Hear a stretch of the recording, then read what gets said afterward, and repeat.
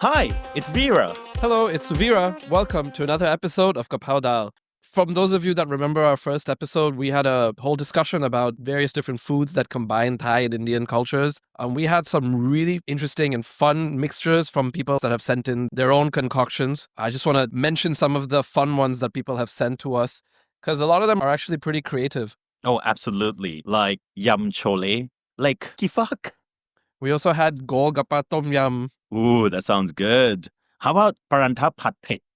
That's interesting. And in keeping with Vira's favorites, it's kimchi pork with dal. But my favorite, hands down, khao niao keema. That sounds amazing. Oh, yes. I need to shout out to Pa Anand from Pattaya for recommending this one. I also liked rajma with kapi platu and kai cha om. What? Very detailed.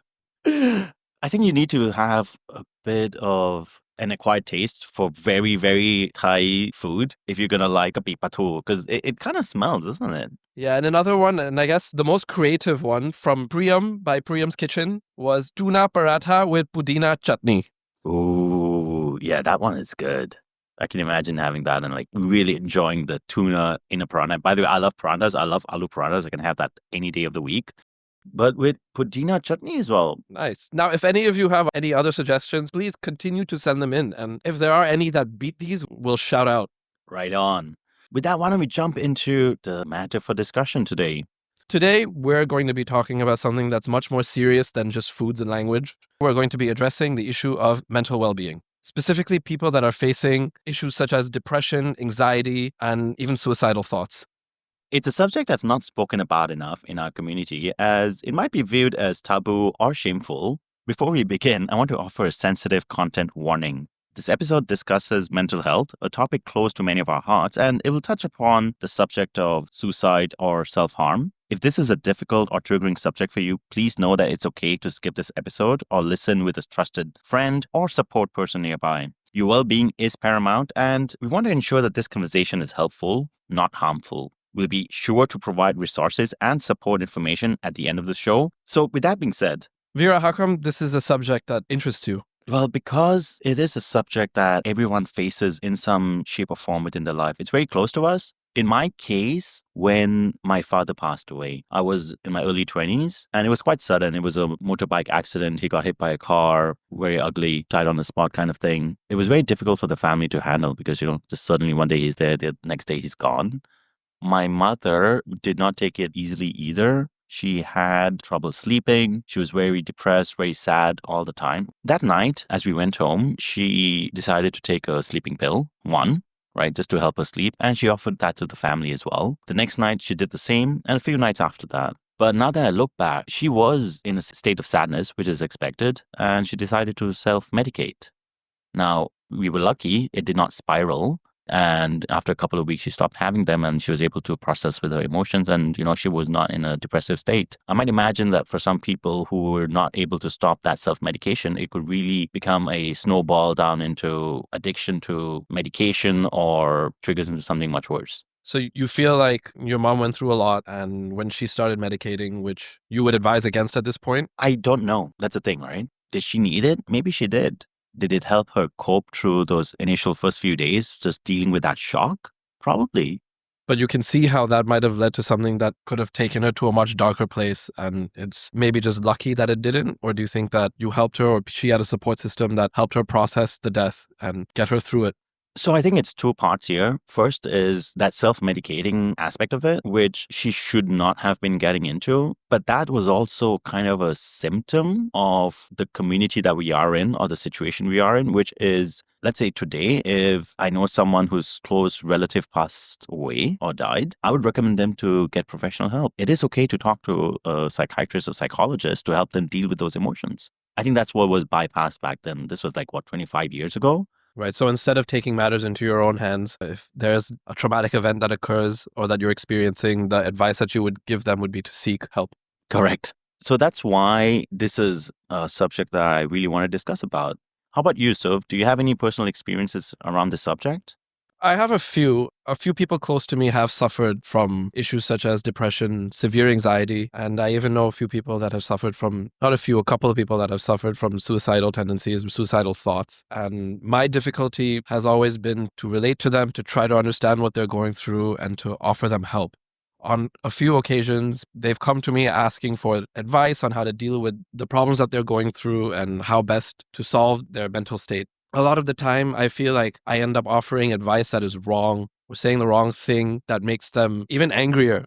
I just feel like I've done them wrong and made the situation worse than it was potentially instead of helping them through it. And I want to best understand how to help people that come to me. Right. And I imagine that is a subject that's quite difficult for many people to navigate through. Yeah, and I'm always grateful that they're able to come to me. I always feel like I try to be open to people's problems, but I don't know how to help them navigate the minefield. Okay.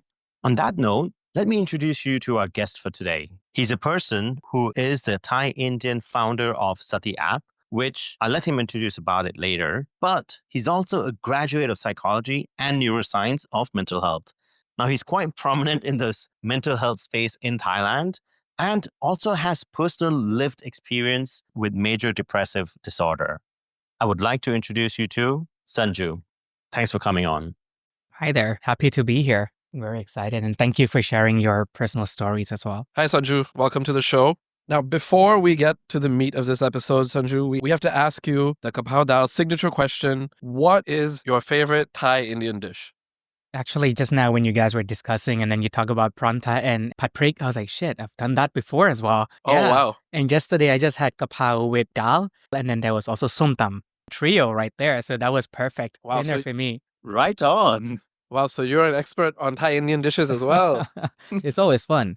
Always fun to meld cultures. Definitely.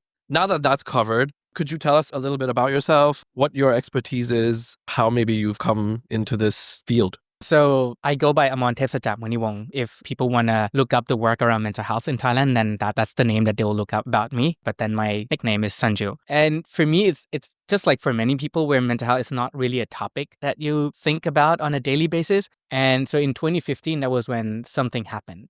I think it was around March of 2015. I used to be a very extroverted person and I became very introverted. So I used to love going out.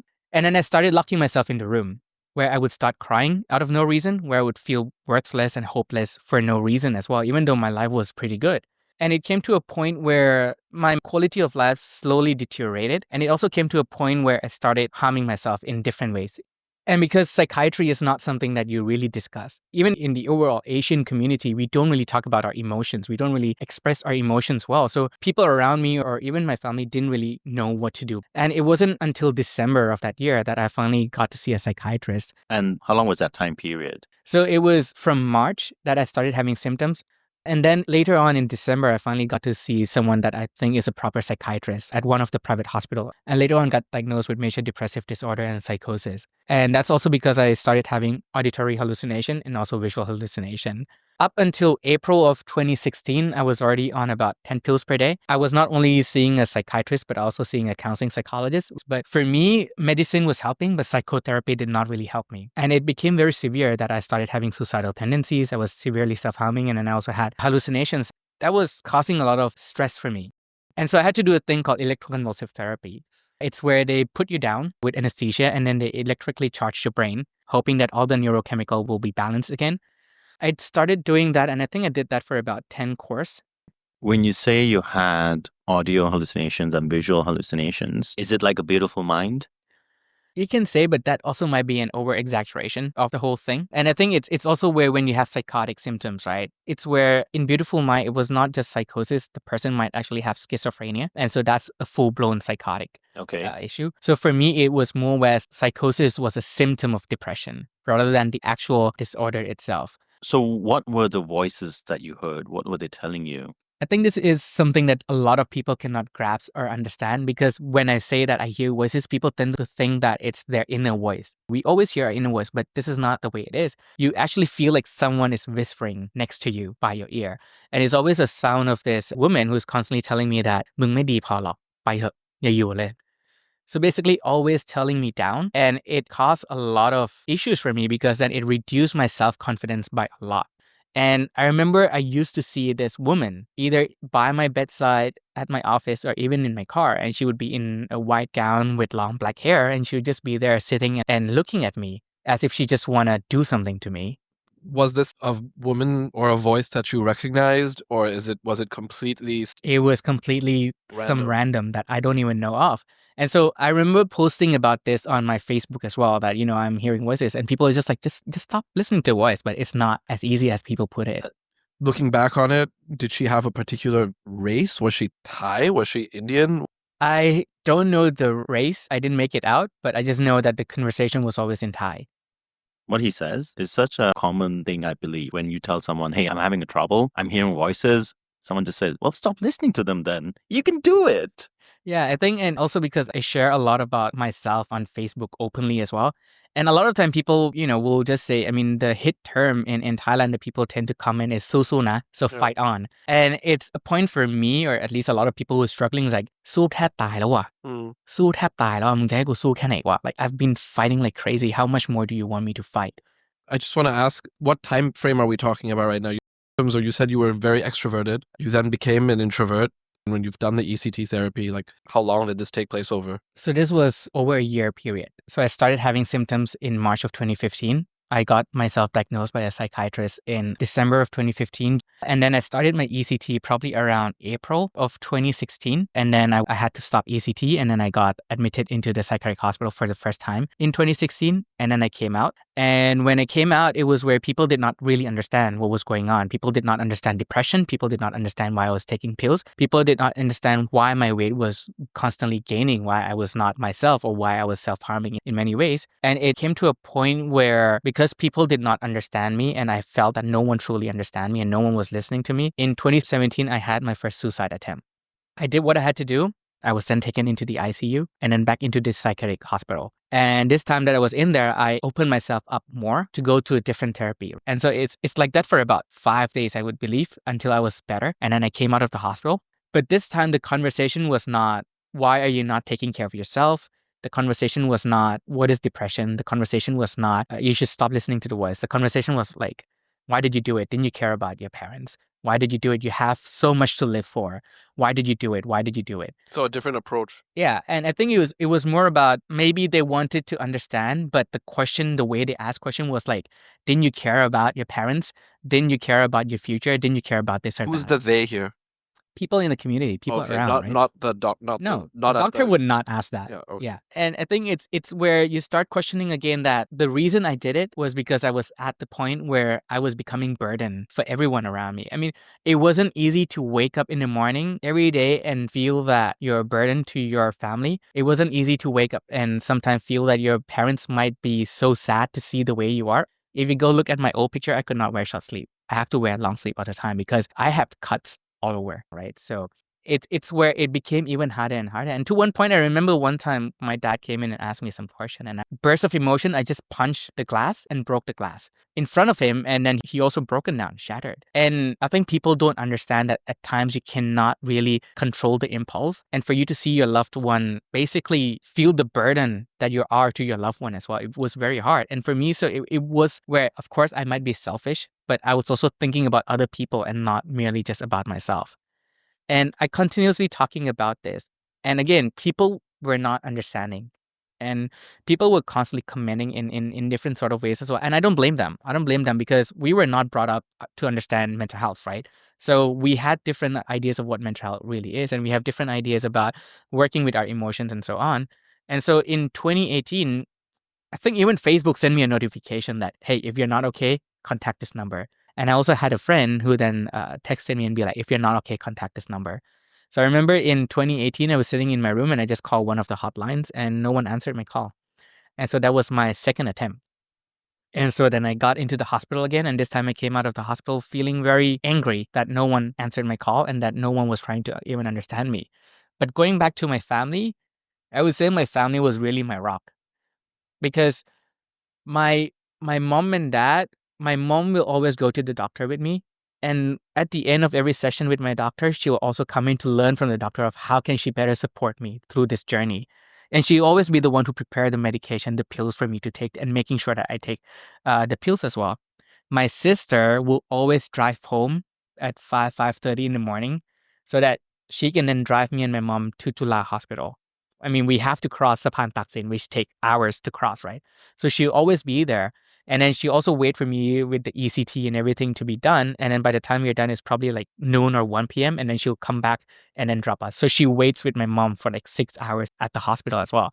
I would say my family, they were truly my rock in supporting me through this journey. I guess with that support and the amount that they committed to helping you, I guess that's also why maybe you felt like you were a burden to them because they were doing all of these things for you. And Yeah, and I think it's partly that as well. And also because I would see my mom coming in the morning to my room, and just because I had bad migraines, she'll just come in the morning and she'll give me head rubs. You know, I know my dad might really want to talk to me, but then he also paused from talking to me because he doesn't want to trigger me or he doesn't want to push any wrong buttons that I explode. maybe this is a shallow question to ask. Looking back on things, are you able to understand maybe what triggered this depression? I think I do.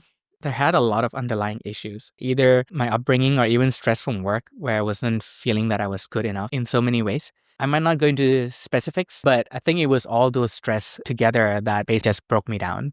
Also came down where you want to break free from the box that you're put within, but you're confined within that space and that you're not allowed to break free. And that was what was very stressful for me. Is this even a question that we should be asking? When people come to me, is this something that I should be asking them? Is this something I should be asking you? Does it even matter? Or am I just supposed to be offering my support and helping however I can? You can ask. I think asking is where you want to empathize with them, right? But then absolutely. But then there are also ways where when you ask question, it's also how do you respond to the answer that they give you. So for example, if I say that, oh my God, I'm so stressed right now with work, with family, parents are not listening to me at all. I want to do this, but they're not allowing me to do.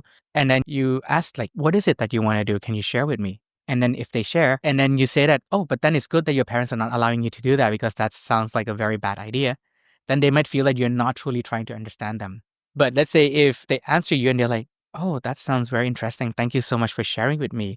And this is what you really want to do, right? Can you share more what interests you, what spark interest in you for you to do that? So there are ways of asking questions and there are ways of reflecting upon what they share with you and then continuing that conversation where you put the person that you want to understand at the epicenter.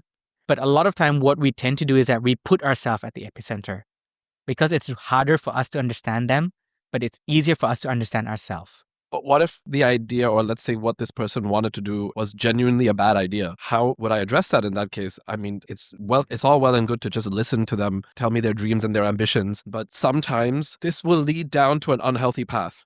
How would I then lead them away from that unhealthy path towards something that's more productive for both their mind and themselves? I think that comes down to truly understanding first, right? Where they're coming from, what they want to do, what is it that they want to do, why is it that they want to do? And the questioning part, it's where you question and you reflect, you question and you reflect, you question and you reflect, and you reflect upon what they're saying. So when you reflect on what they're sharing with you, rather than putting on your advice at the moment, you are allowing them to hear what they're saying as well. And the hope is that when they hear what they're saying reflected back to them, they might not then think, oh, maybe this is not a good idea. Or maybe this is actually a better idea than I thought. But that idea of questioning and reflecting is good. But when you want to make, let's say I want to advise you something or I want to share with you something, it's not where you go in and just advise them right away. What we tend to do is, I hear you, but can I share my concern with you? So you ask for that permission first if you can share your concern or not, because you don't know if they're ready to take the concern or not, or they are ready to take the feedback or not. And if they say that I don't want to hear it right now, then that's up to them. And it comes down to understanding that you cannot control what they do. You cannot control how they think. You cannot control the outcome of what they're trying to do. But what you can really control is how you hold yourself to that conversation and really understand of what is it that you can control. If they are not going to do things that you want them to do, that's out of your control. You cannot control it no matter what. What I have found is that people that do suffer from such things, anxiety, depression, they tend to get caught in their own logic. And it's really difficult for me to break them free of this logic because they've understood something in such a way that it makes sense. And it does make sense, but something can be logical, but it's not necessarily the best decision to make. Mm-hmm. And I find that for me, the tricky part about helping people that do come to me because their logic makes sense. But the outcome, when you follow the path of that logic, is just one that's going to be destructive.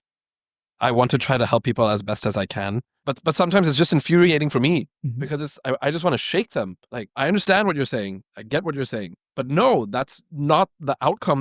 I totally understand, and thank you for sharing that as well. And I think it comes down to you might want to solve that problem because you think that you can solve that problem. And you might be able to solve that problem, but there's also, that thin line of they need to do it themselves as well. So you can be that echoing sound for them that, hey, this might not be a good idea. But it also comes down to the manner that you deliver that information to them, where you're not attacking their idea, where you're not attacking their thought process, but you're working through the thought process with them. And sometimes it's not where you talk to them one time and they'll understand and they'll come back and they might come back to the same thing and over and over and over and over again for as long as they might do it. The important thing is where you set boundaries, right? That, hey, if you're coming back to me and we're discussing the same thing again, I don't want to discuss it anymore because you know where I stand.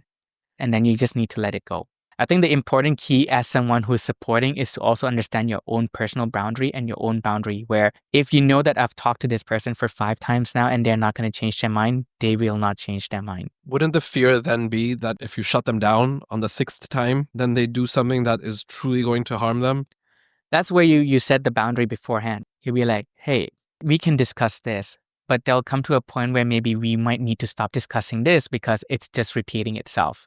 And if it comes to that point, I'm going to let you know that I don't want to discuss it anymore. And I hope you respect that as well. I think setting that clear boundary beforehand, before talking, it's important. But if you cut them out midway, then they might think that, oh my God, this person doesn't really want to listen to me anymore. But if you set that boundary beforehand, before supporting someone, before listening to someone, that it makes it easier for them to feel like, okay, shit, I'm talking about the same thing again. I need to stop.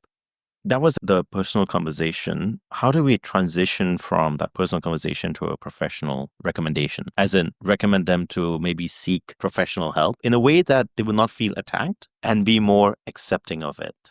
I think that's one key thing, right? Because we tend to not tell people that they might need psychological support or psychiatric support. And so when we are talking to someone, when we are providing someone that listening space, and we feel that they're just going back in a loop for so long, then it would be better for you to let them know that, hey, I might not be the best person to support you anymore because I have limit of how much I can support you. But if you're not okay, then I think it would be better that you should discuss this with your psychologist or psychiatrist. If you need any more information, I can share that with you as well. But I think it's also, you need to look at if this person have just started about talking about this or not. But if they have started this topic for so long and they cannot let it go, where it's like the biggest issue in their life, then it means that something is wrong. Something is wrong and they do need psychological support to help them process through all the information that's going on within them. And where it's more than just someone to listen to them now that they need. And I think that's very important that we have the idea of, okay, where do we go for support? Who do we go for support? And it's okay to tell them that they need that psychological support as well. Let's say if someone comes with that stress for 2 weeks in a row, 14 days, and they still cannot let it go, then that might be some form of distress that they need to find support and need psychological intervention. So 2 weeks is about a good baseline for assessing whether this is something that's a one-off thing or it's persistent. So let's maybe talk to someone professional. Yep. Okay. I think that's really good input. Now, maybe just bringing this round back to our Thai Indian community at large. In your experience, and I think you also have a view professionally on this, what's the biggest challenges for Thai Indians around mental health? I would not say that it's just Thai Indian, but I'll circle back to Thai Indian as well. I think in our Asian community all over the world, there's still a lot of stigma around mental health. And we still don't believe mental health in various ways as being a health issue. And we always think about mental health as an individual issue rather than something more complex than that. And so when we think about mental health, we tend to blame the person living with that mental health issue or mental health problem or mental health disorder. But mental health is a lot more complex than that. When we look at someone who is severely in distress or have been diagnosed with mental health disorder, we are not just looking at the psychological aspect of them. We need to have a holistic view of that individual. So we look at the biological aspect, we look at the psychological aspect, we look at the social environmental aspect. We look at the neurochemistry of the person, right? So we hear about serotonin, dopamine, norepinephrine, and all that is imbalanced within our brain, and that causes someone to have mental health issues as well. We look at the disability of a person, whether the person is fully able person or not, because if they're not fully able, then the world is not built for them. We might not think that depression also have genetic component, schizophrenia have genetic component, other neurodiverse issues also have their own genetic component, like, autism and so on. So that's also from the biological aspect. Then we look at the psychological aspect. how are their coping skills with emotions? How are their coping skills with stress? Did they have any traumatic experience while they were bringing up? Was there any childhood violence? And how well is their self-resilience skills or emotional regulation skills? So the key thing is that we truly don't understand that. And when we think about mental health, we tend to blame the person who live with mental health that is their own psychological issue. Now, circling back to our community have pros and cons. Pro is that we are a very tight-knit community. And so we can go out and find support and find help whenever we need within our own community. But that's like a double-edged sword because our community is so tight-knit. People are like, oh, we need to keep this in the house. Don't let anyone know about this. If anyone hear about this, we'll become talk of the town. Because of the stigma. Because of the stigma. And so when this is not allowed to be openly discussed, then it becomes like an issue that you need to put under the rug. And if anyone knows that you go see a psychiatrist, anyone knows that, you go see a psychologist, what will people say? So don't do it. So you mentioned earlier that a lot of mental health issues are to do with both genetic and societal issues. How can a Thai doctor understand the Thai Indian society and help us navigate that? Because it's completely different in many ways. It's really hard. And that's why even myself, I changed my psychiatrist a couple of times before I found the right person.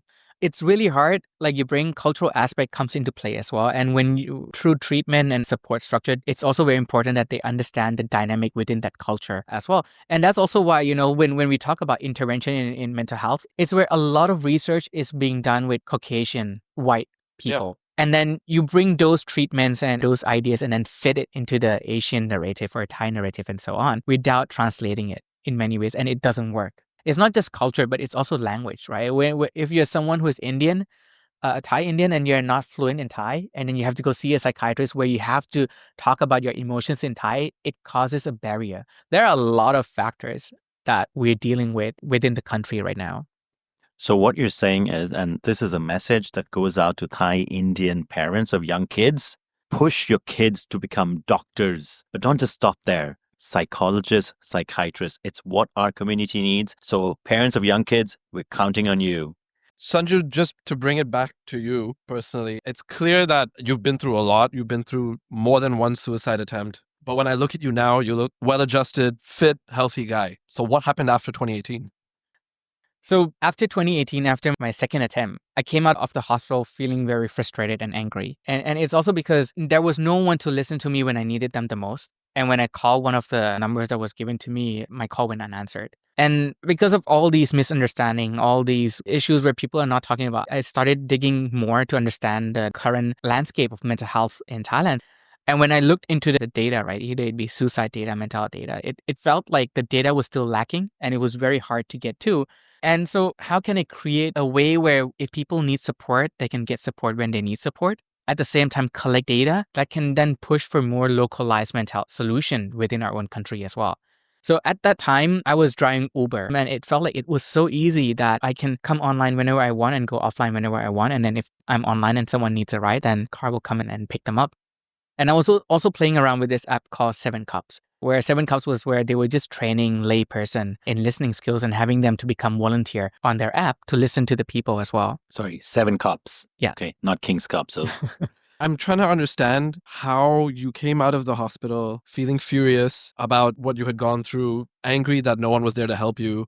How did you then go from angry to being productive? Because you seem to have skipped the part where you seem to have recovered somewhere along there, improved in your mental state, to then seek to be productive instead, to process what you've gone through in a way that can help others as well. Yep. How did you go from angry to productive? I don't know. It's just where I started doing research and found so many gaps. And even with my own personal lived experience, I saw so many gaps. And that was when I was like, what can we do to make it better? I don't know. What can we do? So when I did research into the mental health situation in Thailand, I saw that there was gap in data. I saw that there was gap in accessibility to care because we do not have enough psychiatrists. We do not have enough psychologists, counseling and clinical psychologists in Thailand. When we put all of that information together, that there's the gap in accessibility to care and affordability to care. Going back is that I'm also part of the Global Shapers community, which is an initiative of the World Economic Forum. And through that, I got to meet with other youth working around the field of mental health. And I got to talk to one of my very close friends, Dr. Naeem Dalal, who is a psychiatrist in Zambia. And so then he talked about developing a peer-to-peer support model that would then allow people to gain access to at least foundational level of mental health care. I mean, they might not need treatment. They just might need someone to support them so that it reduces the overcrowding of the treatment aspect of mental health as well. And so when I look at that, then it's like, okay, then how can we build a system that provides support for people? And that was the spark of it, that we are a country where majority of the people have mobile phone, majority of the people have access to internet. So how can I build an app that connects a person to another person who needs support? I know that we do not have enough psychiatrists. So can I train lay individual in peer support, in psychological first aid, in mental health first aid, and then bring them onto a platform that allows them to connect to someone who needs support? And through that connection, we collect data. And the data that we collect would then allow us to work with the government sector or the private sector to change the policy landscape of mental health and make mental health policy to reflect the local needs rather than just the national need. And so that sparked an idea of creating an app called Sati, where we train individuals in psychological first aid. We bring them onto our platform, and anyone who is feeling distressed can download the app, and then they create their user profiles. And then when you come onto the app, you then get connected to a peer support through the system. And once you're done with conversing with our peer support, then we ask peer support, what is the stress factor that the person called in for and whether they have suicidal ideation or not. And then we match all these data together. So we are able to see then where are all the calls coming in from the country. And when we dissect it into age group, then we dissect into gender group, then we dissect into stress factor, and then we dissect into risk of suicide. And then we provide this data back to the government sector. So you founded this app, Sati app. If I'm someone who's having mental challenges, how does this help me? So if you're having some form of mental health distress, it could mean that you are unable to process your emotions right now. You're unable to process maybe your thoughts right now. You might be ruminating within your own mind, or you might already been treated and got diagnosed, but there's no one around you who is there to listen to you. So you can call into the app, whether you have been diagnosed or not, and our volunteer will be there to listen to you. And while listening to you, we help work on straightening the thread because it might all be jumbled up right now. And with that, hopefully you will feel better because some people just need someone to listen to them. And some people who have already gotten diagnosed, they might not have someone to listen to them when they're home. So at least they can call and our volunteer will listen to them. So this app is online 24/7? We try to be 24/7, but because we work on a volunteer base, our volunteers are welcome to come online whenever they want. The peak hours is usually around 8 p.m., 11 p.m., and before work time, the volunteer comes online, which is good because suicide in Thailand generally happens around 8 p.m. or 11 p.m. as well. Okay, so if any of our listeners know someone who needs someone to listen to, they can dial in They can between use the 8 app. to 11 p.m. That's when we have most volunteers online as well. Okay, and when did you launch Sati app? So we launched the app in 2021, but in 2018, the app was already an idea that we want to create. And I believe it was in August where I already have a pitch deck created. And in 2019, I started to then work on the design of the app and COVID happened. And so it became more evident that we really need to push for this app to happen. And then we launched our mobile app in April of 2021.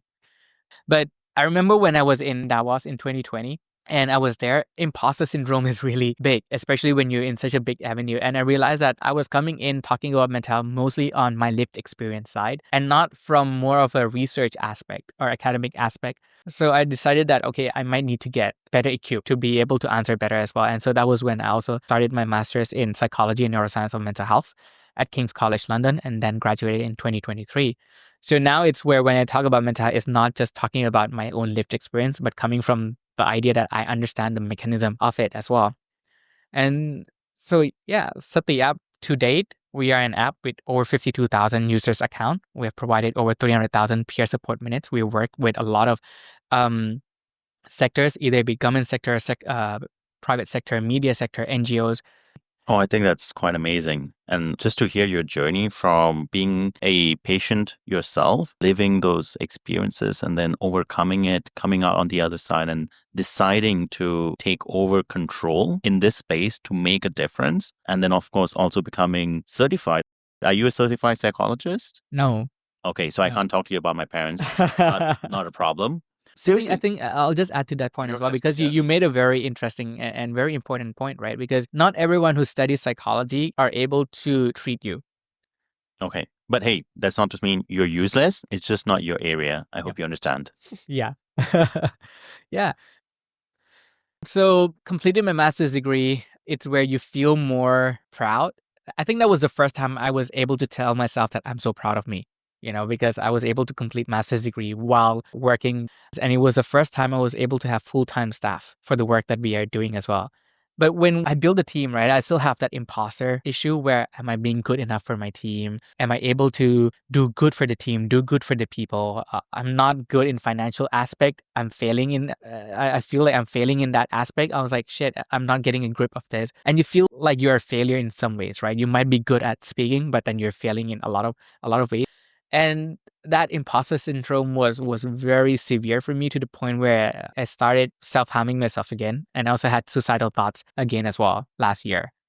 And that was when I realized that, okay, shit, this is not okay anymore. And so I reached out to my advisor and I asked her that I need help. And that was when she's like, okay, thank you for coming. And I'll connect you with one of counseling psychologists that I think will be supportive for you. And so I did started my session with her last year for about 5 sessions until I felt better regulating with everything that was going through. And now what I've done is that basically every day, 3 times a day, I check in with my emotions. Like, how am I feeling right now? What's happening? And I write how my feelings are right now. So I've been doing that as well 3 times a day. And I think that allows me to better understand how I feel as well. So yeah, that's basically my journey to date. Having spoken to you today, I mean, for whatever it's worth, I think you've done incredible things to have come from where you've come, to be where you are right now, to have created what you've created. I admire it incredibly. So congratulations, man. And I hope you continue to build and continue to do great things. Thank you so much. So, Sanju, I have a question. Just like Sov has people coming to him with questions, what resources or helping elements are there out there in the community or out there for people who are talking to someone with some mental well-being challenges or the person who is experiencing it themselves? So for someone who is experiencing it, it's very important for you to know that it's okay to not be okay and it's okay to reach out for help. And I think a lot of time we feel shy or we feel bad reaching out for help. But if you're not okay, then find who within your own community, either it be your family, your friends, or even a stranger that you feel that you want to talk to. Just reach out to them and talk to them about how you're feeling right now. But if you have been living with the struggle for a long time, that it's actually reducing your quality of life, then it's important that you know that it's okay to gain support from a counseling psychologist or even going to the hospital to see a psychiatrist. So they can just go to any hospital that's close to home, or is there any particular ones that they should go to? When you're going to a hospital, do make sure to check whether the hospital have a psychiatric ward or not. And if they do, then a lot of time hospitals don't have 24 hours psychiatrists there. So be sure to call the hospital to check first whether they have an appointment available or not for you to go seek that support.